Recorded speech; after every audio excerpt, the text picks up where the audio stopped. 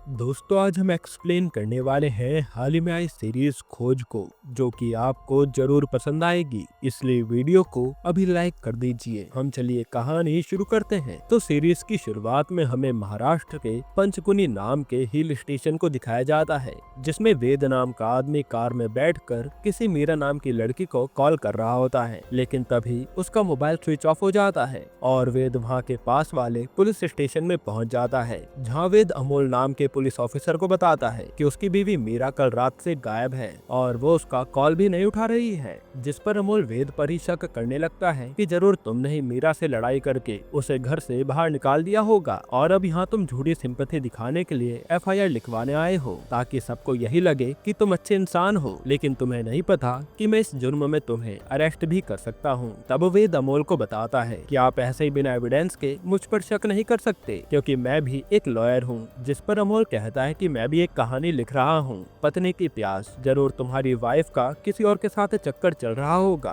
इसलिए वो मौका देखकर कल रात उस आदमी के साथ भाग गई होगी। जिसकी बात सुनकर वेद अमोल पर गुस्सा करने लगता है कि मेरी बीवी ऐसी बिल्कुल भी नहीं है और आप बेमतलब ही मन कहानियां बनाते जा रहे हैं। तब अमोल वेद से मीरा की फोटो मांगने लगता है, जिस पर वेद अमोल को कहता है कि उसके मोबाइल में चार्जिंग खत्म हो गई है और मोबाइल चार्ज होते ही मैं आपको मीरा की फोटो भेज दूंगा। जिसके बाद अमोल वेद से पूछता है कि आपने आखिरी बार मीरा को कब देखा था। वेद बताता है कि वो एक हफ्ते पहले किसी केस की वजह से दिल्ली चला गया था और कल रात ही अपने जन्मदिन पर वापस आया था। यहाँ अमोल वेद को फिर से कहने लगता है कि हफ्ते में कुछ भी हो सकता है और आपकी बीवी किसी और के साथ भाग सकती है, पर आपको क्यों लगता है कि मीरा कल ही गायब हुई है। जिस पर वेद अमोल को सारी बात विस्तार में बताता है कि कल दिल्ली से फ्लाइट लेने से पहले मैंने मीरा से बात करी थी और हम दोनों एक साथ मिलकर अपनी बेटी तियो से मिलने जाने का डिसाइड कर रहे थे। लेकिन कल रात जैसे ही मैं अपने घर पहुंचा तो मैंने वहां देखा कि मीरा ने मेरे बर्थडे पर घर सजा रखा है, लेकिन मैंने जब उसे आवाज मारी तो वो वहां नहीं थी। इसलिए वेद अपनी बेटी से मिलने उसके हॉस्टल चला गया, क्योंकि उसे लग रहा था कि मीरा जिस एनजीओ में काम करती है उसमें उसे कुछ अर्जेंट काम आ गया होगा। इसलिए वेद अकेला ही तियो के पास चला गया था, जहाँ तियो अपनी मम्मी के बारे में पूछ रही थी कि वो आपके साथ क्यों नहीं आई, क्या आपका फिर से उनसे झगड़ा हुआ है। जिस पर वेद तियो को झूठ कह देता है कि उसकी मम्मी की बहुत तबीयत खराब है, इसलिए वो नहीं आ पाई। जिसके बाद तियो वेद के बर्थडे पर उसके लिए केक लाती है, जिसे देखकर वेद बहुत खुश होता है और एक केक कट करता है। फिर तियो वेद से कहने लगती है कि मुझे हॉस्टल में नहीं रहना, मुझे अपने मम्मी पापा के साथ रहना है। जिस पर वेद कहता है कि मैं तुम्हें जल्द ही घर लेकर जाऊंगा। अब सीन प्रेजेंट में शिफ्ट होता है और अमोल वेद को घर भेजकर मीरा को ढूंढना शुरू करता है। इधर घर पहुंचकर मीरा की बहन अदिति वेद से मीरा के बारे में पूछने लगती है कि तुम्हें उसके बारे में कुछ पता चला क्या। जिस पर वेद कहता है कि हमें मीरा के मिसिंग पोस्टर्स बनाने होंगे। वहीं दूसरी तरफ अमोल मीरा के एनजीओ के बॉस रमन को अपने पुलिस स्टेशन बुलाकर उनसे इंक्वायरी करने लगता है, जिन्हें रमन बताता है कि मीरा बहुत अच्छी लेडी है, लेकिन वो ऐसे अचानक से पहले भी एक बार गायब हो चुकी है, जो एक हफ्ते के लिए मुंबई चली गई थी। जिसके बाद अमोल वेद से मिलने उसके घर पहुंच जाता है, जहां वो अदिति को मीरा समझ लेता है और वेद को कहने लगता है कि तुम्हारी मीरा तो तुम्हारे साथ घूम रही है, तो तुमने झूठी एफआईआर क्यों लिखवाई। जिस पर वेद अमोल को बताता है कि ये मीरा की बहन अदिति है। यहाँ अमोल वेद से पूछकर मीरा के रूम की तलाशी लेने लगता है, जिसमें अमोल देखता है कि मीरा के रूम में बहुत सारे स्कूल्स के एडमिशन रिलेटेड पेपर्स पड़े हैं, जिन्हें देखकर वो इन सारे पेपर के बारे में पूछने लगता है। तब अदिति अमोल को बताती है कि मीरा टीयू को नए स्कूल में डालना चाहती थी, इसलिए उसके रूम में इतने सारे पेपर रखे हैं। जिसके बाद अमोल वहाँ से हर जगह की तलाशी लेकर पुलिस स्टेशन चला जाता है।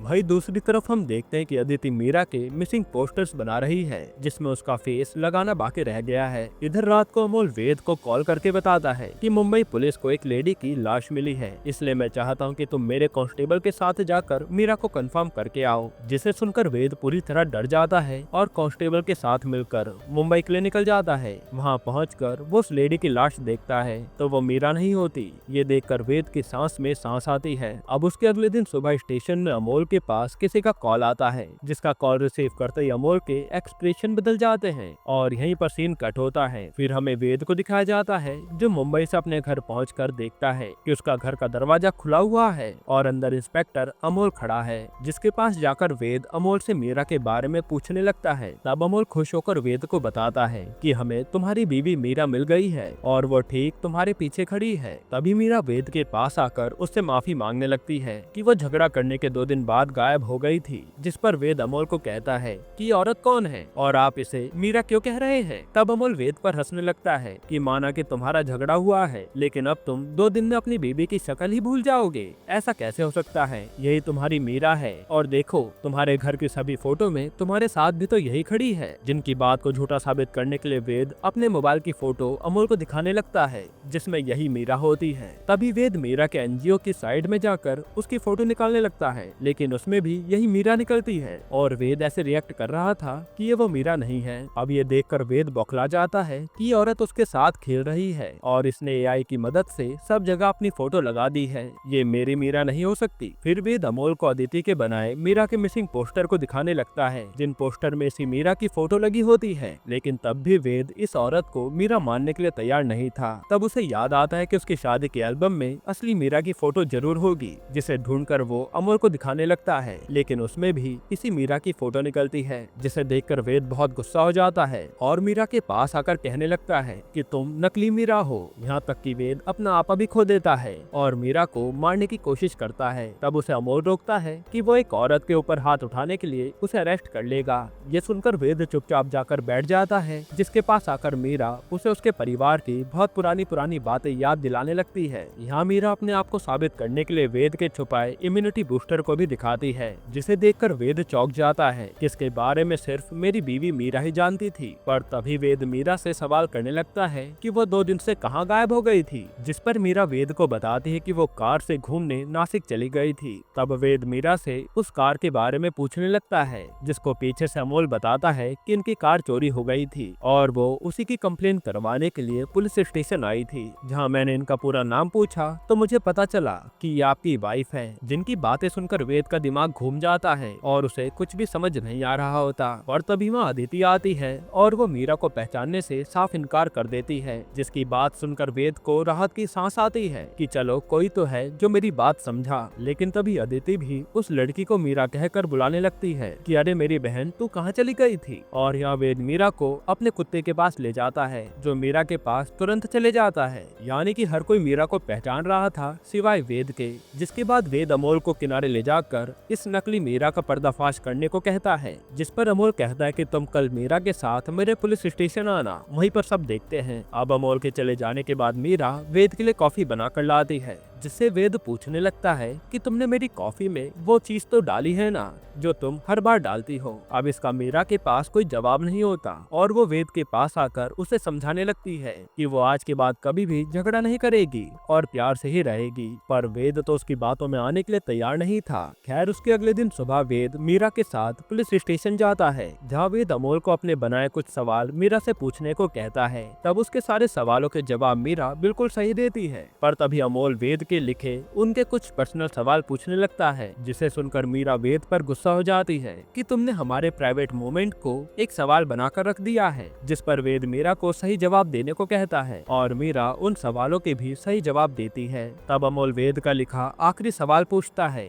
कि कुछ साल पहले वेद का एक्सीडेंट हुआ था तो उसमें वेद की कौन सी टांग में फ्रैक्चर आया था। जिस पर मीरा उन्हें बताती है कि वेद की किसी भी टांग में फ्रैक्चर नहीं आया था और ये जवाब भी बिल्कुल सही निकलता है। इन सभी सवालों के सही जवाब पाकर वेद गुस्सा होकर वहाँ से जाने लगता है। पर तभी वेद के पास टीयू का कॉल आता है और वेद मीरा को टीयू से बात करने के लिए कहता है, जिससे बातें करते समय टीयू मीरा से पूछने लगती है कि आपकी आवाज बहुत बदली बदली लग रही है। जिस पर मीरा टीयू को बताती है कि वो 2 दिन से बाहर थी तो मेरी तबीयत ठीक नहीं है, इसलिए आपको मेरी आवाज बदली हुई लग रही होगी। यहाँ वेद के मन में इस मीरा को नकली साबित करने की आखिरी उम्मीद जगती है कि टीयू तो बिल्कुल अपनी मम्मी को पहचान ही लेगी। इसलिए वेद टीयू को लेने उसके हॉस्टल पहुंच जाता है, जहां की वार्डन वेद को टीयू को ले जाने से साफ मना कर देती है कि कल से आपके बेटे के एग्जाम शुरू होने वाले हैं। जिसके बाद वेद वहां से घर आ जाता है और देखता है कि इंस्पेक्टर अमोल अभी भी उसके घर पर आ रखे हैं, जिनके साथ बैठकर वेद उन्हें इस मीरा का पर्दाफाश करने के लिए दोबारा से कहता है। पर तभी मीरा वेद के लिए कॉफी बना कर लाती है और वो कॉफी को अदिति को पीने के लिए दे देता है। पर तभी मीरा अदिति के हाथ से वो कॉफी छीन के फेंक देती है, जिस पर वेद अमोल को कहने लगता है कि सर तुम्हारी इस कॉफी में जरूर इसने कुछ मिला रखा होगा। तभी इसने अदिति के हाथ से वो कप फेंक दिया,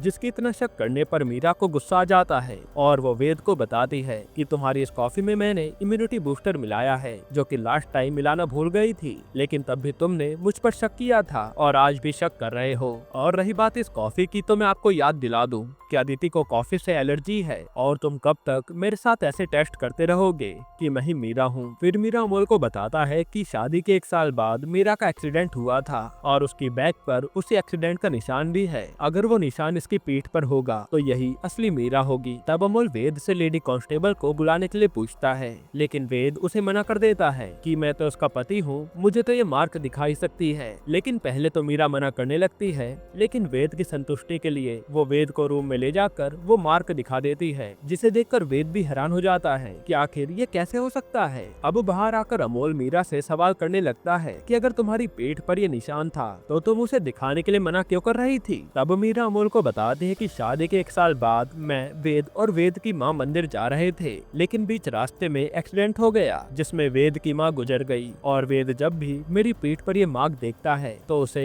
अपनी माँ की याद आती है। जिसका जवाब सुनकर अमोल हाथ जोड़कर मीरा को महान आत्मा कहने लगता है। खैर इसके बाद वेद आधी रात को हॉस्टल पहुंचकर टीयू को चुपके से अपने साथ चलने को कहता है, जिसे टीयू बताते हैं कि कल तो मेरा एग्जाम है। इस पर वेद टीयू को कहता है कि आज मैं तुम्हें अपने साथ एक सबसे बड़े सवाल का जवाब ढूंढने के लिए ले जा रहा हूँ और वो होते ही मैं तुम्हें तुम्हारे हॉस्टल पहुँचा दूंगा। और तभी वेद के पास अमोल का कॉल आता है और वो वेद को डांटने लगता है कि तुमने आधी रात को अपनी बेटी को हॉस्टल से उठा लिया, मुझे वार्डन का कॉल आया है। जिस पर वेद अमोल को कहता है कि टीयू मेरी बेटी है और मैं वैसे भी उसे आपके पास ही ला रहा हूँ। फिर अगली सुबह वेद टीयू को लेकर पुलिस स्टेशन पहुँच जाता है, जहाँ अमोल टीयू को एक रूम में भेजकर वेद को डांटने लगता है कि तुमने आधी रात को अपनी बेटी को लाकर बहुत बड़ी गलती कर दी। अगर वार्डन ने तुम्हारे खिलाफ FIR करवाई तो मुझे तुम्हें अरेस्ट करना पड़ेगा। जिस पर वेद कहता है कि मुझे जेल से डर नहीं लगता, लेकिन मैं आज दूध का दूध और पानी का पानी कर दूंगा। जिसके बाद मीरा और अदिति भी पुलिस स्टेशन पहुंच जाते हैं और यहाँ मीरा अभी भी वेद से गुस्सा होती है कि वो कैसी कैसी हरकतें कर रहा है। अब यह वेद मीरा को टीयू से मिलने के लिए कहता है,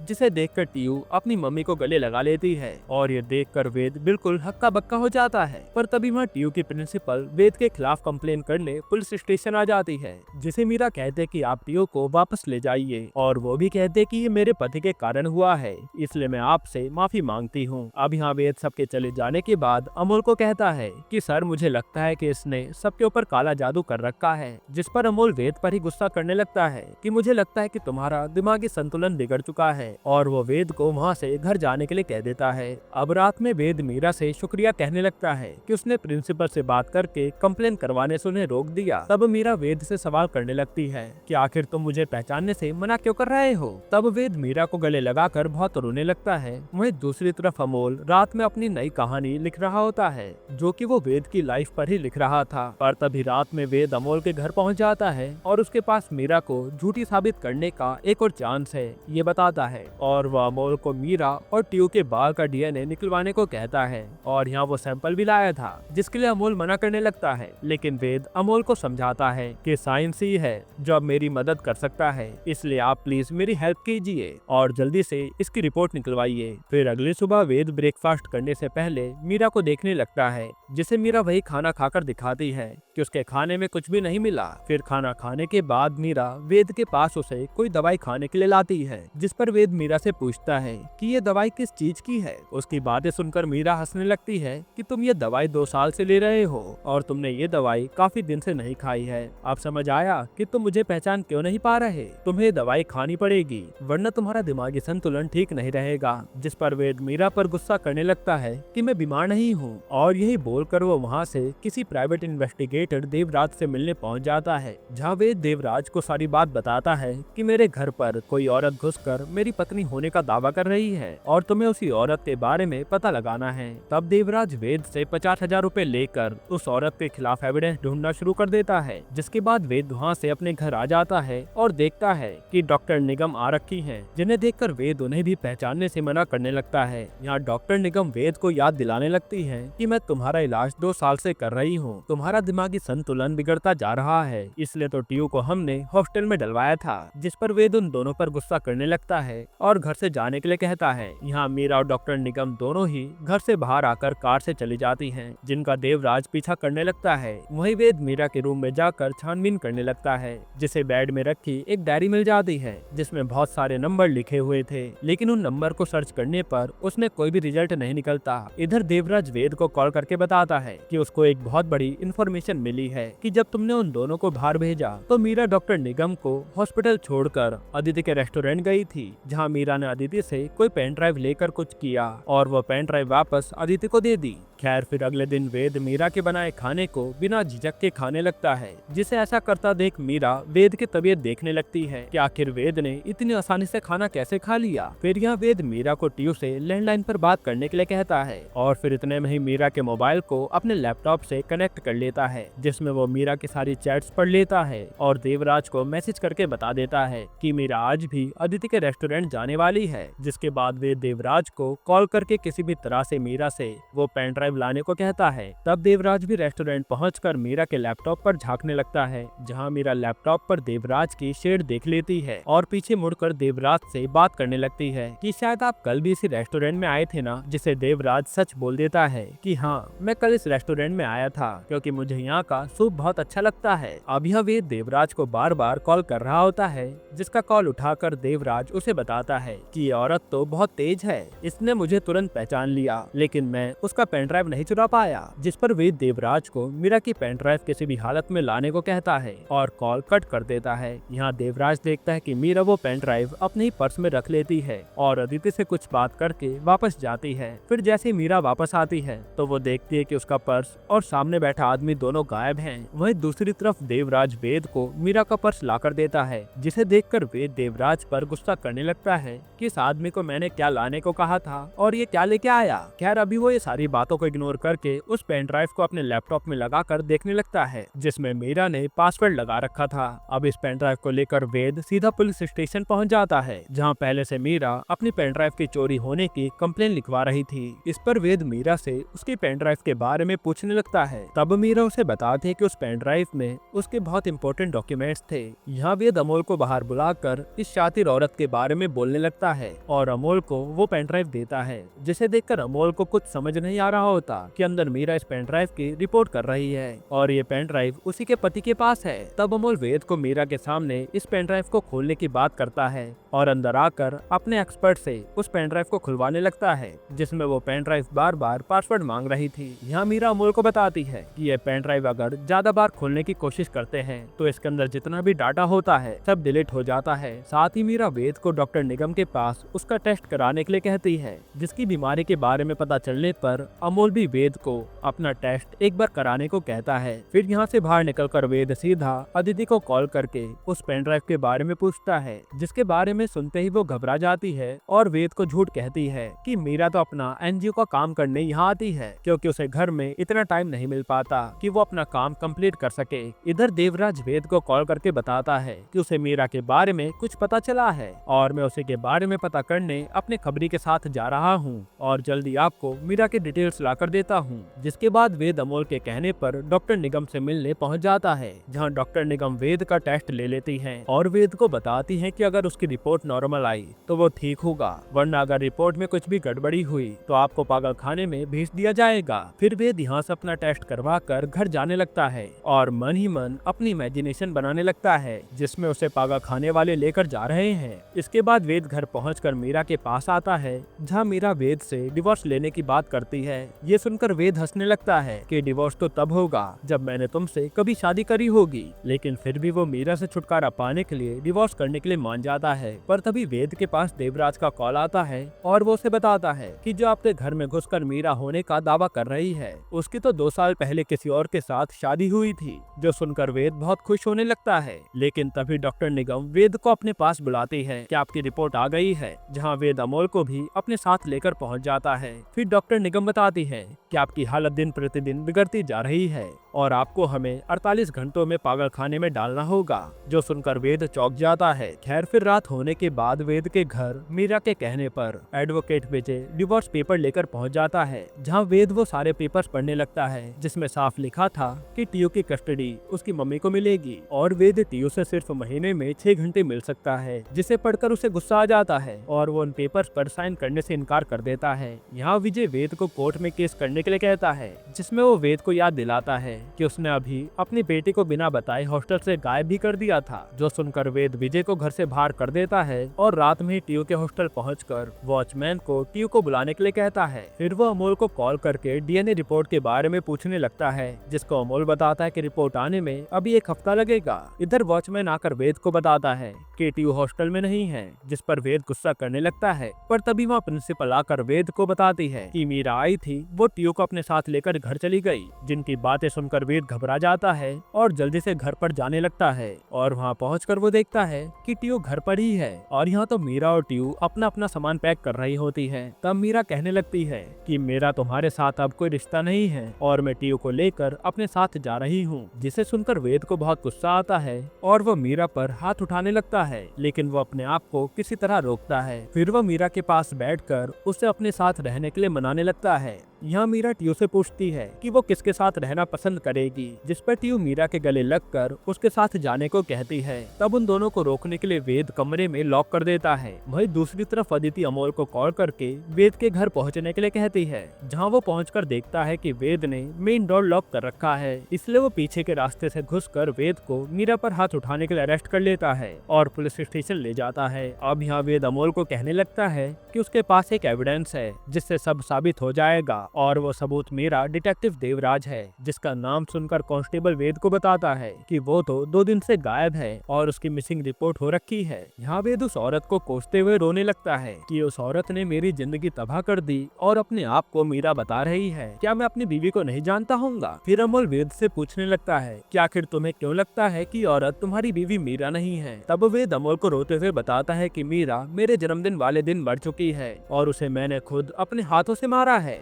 जिसकी सारी बातें नकली मीरा और अदिति भी सुन लेती हैं और अदिति बहुत रोने लगती है। तब सीन फ्लैशबैक में शिफ्ट होता है, जहां हम देखते हैं कि वेद जैसे अपने बर्थडे पर घर पहुंचता है तो मीरा उसका बहुत अच्छे से बर्थडे सेलिब्रेट करती है। लेकिन फिर वेद मीरा को कहता है कि हम टीयू को हॉस्टल से निकालकर अपने आसपास के स्कूल में डाल देते हैं, जिसकी बात सुनकर मीरा पागलों की तरह बिहेव करने लगती है और यहाँ हमें पता चलता है कि असल में मीरा का दिमागी संतुलन ठीक नहीं है। फिर मीरा वेद के ऊपर पार्टी का सामान फेंकने लगती है और चाकू लेकर वेद को मारने आती है। उसी समय छीना झपटी में वेद मीरा को टेबल पे धक्का मारता है और वही टेबल लगने से मीरा की ऑन द स्पॉट मौत हो जाती है। तब उसे मरा देख वेद पुलिस स्टेशन में कॉल करके सरेंडर करने का सोच लेता है, पर तभी टीयू का उसके पास कॉल आता है जो उसे जल्दी मिलने के लिए बुलाती है, जिसके बारे में सोचकर वेद पुलिस स्टेशन में कॉल नहीं करता और टीयू से अकेले मिलकर आने के बाद मीरा की लाश पहाड़ी पर छुपाने चला जाता है। फिर उसके अगले दिन वो मीरा की झूठी मिसिंग रिपोर्ट लिखवाने थाने आता है।